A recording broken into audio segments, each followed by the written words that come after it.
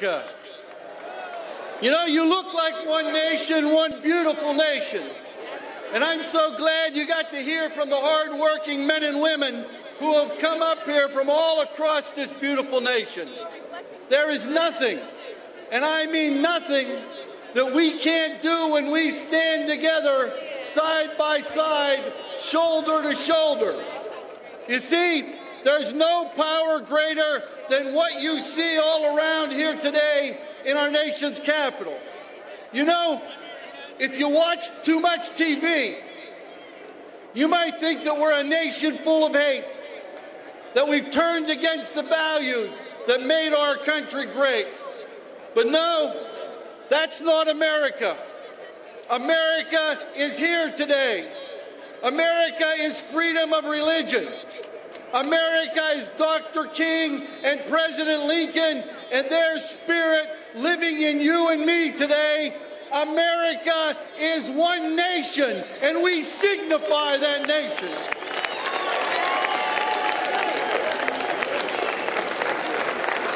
But never forget, behind the voices of fear and hatred are the forces of greed, the moneyed powers that put us in the economic mess that we're in today.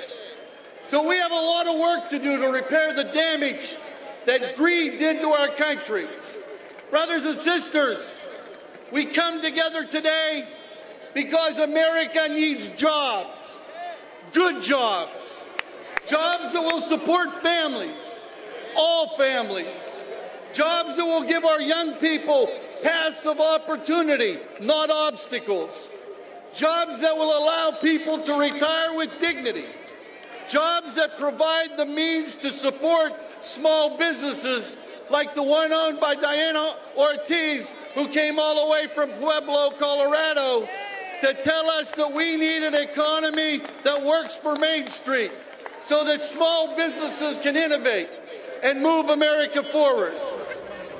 We're gathered here to say that we believe in America, and it's time for America to believe in each and every one of us.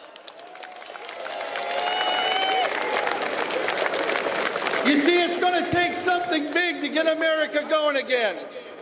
And if we're going to build our dreams, turn them into reality, then we have to be bold. We have to rebuild our schools, our roads, our bridges.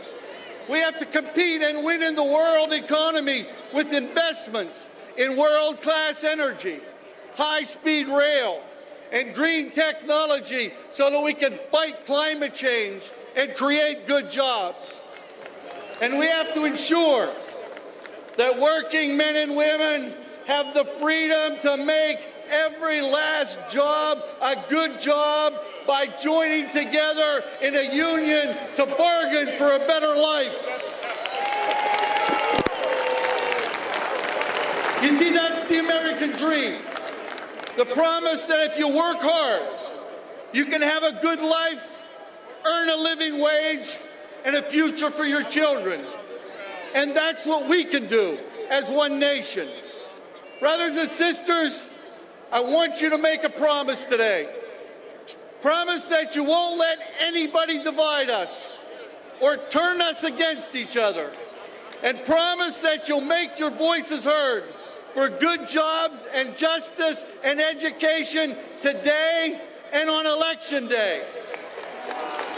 Because we believe in America, in this one nation, this great nation. Our best days are ahead, not behind us. And we're ready to fight for it. So it's time for you to stand together, fight together, and we will win together. And we won't let anyone, I mean anyone, stand in our way. God bless you.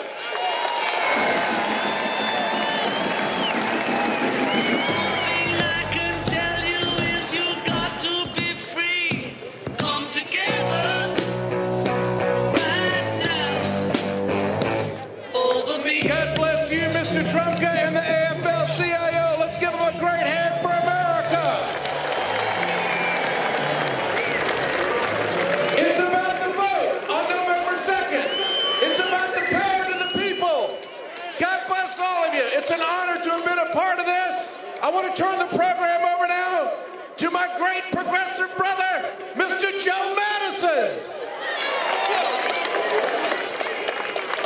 I just found out, if I could have everybody's attention, they sent in a satellite image of the crowd. Somebody go tell Glenn Beck there are more people here right now than there was on the 29th. In the back, can I say it? Hello?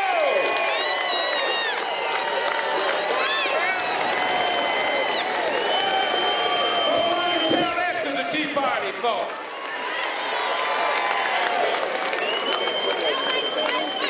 "47 years ago, A. Philip Randolph said, if you look for the enemies of Medicare, of higher minimum wage, of Social Security, of federal aid to education, there you will find the enemy of the Negro, the coalition of Dixiecrats and reactionary Republicans that seek to dominate Congress." Advance those words to 2010, change Dixiecrat to Tea Party, change reactionary Republicans. They're still there, and we cannot let them dominate Congress or the White House. We stand on the shoulders of some people who are here on the front row, and the front row is where they should be. Let me recognize one of the Little Rock Nine. Ladies and gentlemen, please, Ernie Green, give him a round of applause. Ernie Green. Charlie Rango's in the house. My main man, Charlie Rango. Long before Barack Obama stood on the floor of the Democratic Party and accepted his nomination, in my generation, there was a man by the name of Julian Bond. Ladies and gentlemen, Julian Bond.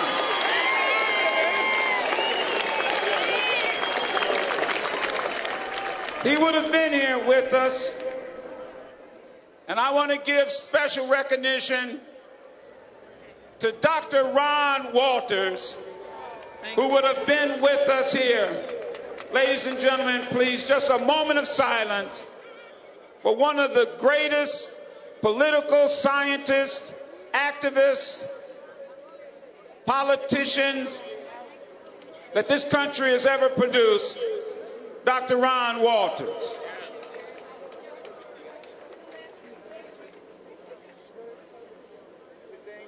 And no one, and he's already been introduced, my main man, my walking buddy, Dick Gregory.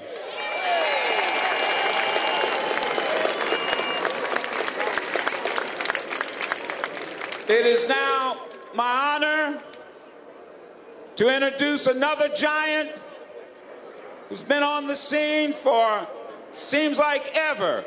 You only have to say two words. Harry Belafonte.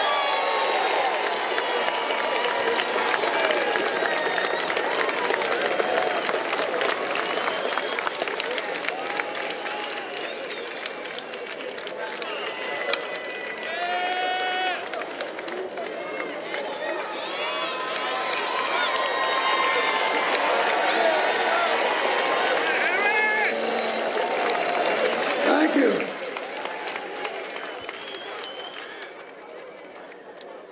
I would like to start off by thanking all my brothers and sisters in 1199 and the president of that union, Mr. George Gershom. Thank you for inviting me to participate in today's ceremony. In 1963, Martin Luther King Jr. stood on the steps of this memorial and declared that this nation should come together and embrace its greater ideals. He said that we should rally together and overcome injustice and racism, and that all citizens should not only have the right to vote, but that we should exercise that right and make America whole. That is part of why we are here today. But we are also here to tend to other grievances. Martin Luther King Jr., in his I Have a Dream speech 47 years ago, said that America would soon come to realize that the war that we were in at that time, that this nation waged in Vietnam, was not only unconscionable, but unwinnable. 58,000 Americans died in that cruel adventure, and over 2 million Vietnamese and Cambodians perished. Now today, almost a half a century later,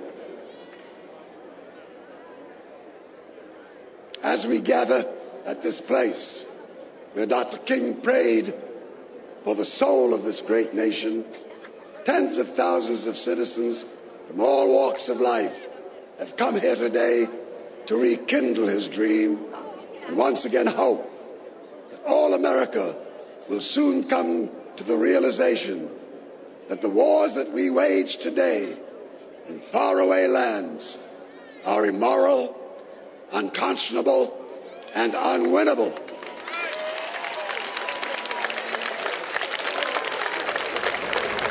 The Central Intelligence Agency, in its official report, tells us that the enemy we pursue in Afghanistan and in Pakistan, the Al-Qaeda, they number less than 50, I say 50 people. Do we really think that sending 100,000 young American men and women to kill innocent civilians, women and children, and antagonizing the tens of millions of people in the whole region somehow makes us secure? Does this make any sense? The President's decision to escalate the war in that region alone costs the nation $33 billion. That sum of money could not only create 600,000 jobs here in America, but would even leave us a few billion to start rebuilding our schools, our roads, our hospitals, and affordable housing. It could also help to rebuild the lives of the thousands of our returning wounded veterans. Dr. King loved this nation. He saw, as all of us here today see, that this great nation should not be allowed to perish. Martin's vision was also the vision of Abraham Lincoln, who understood the evil of slavery, and in abolishing that evil, saved America. Although slavery may have been abolished, the crippling poison of racism still persists, and the struggle still continues. We have the largest prison population in the world, and as we industrialize these prison systems, we rob hundreds of thousands of workers of the jobs that they need and the wages that are rightfully theirs. The plight of women bear no better. Their oppression refuses to yield as rape and domestic violence and sex slaves and teenage pregnancy abounds. But perhaps the greatest threat of all is the undermining of our Constitution and the systematic attack against the inalienable rights of the citizens of this nation, rights that are guaranteed by our Constitution. At the vanguard of this insidious attack is the Tea Party,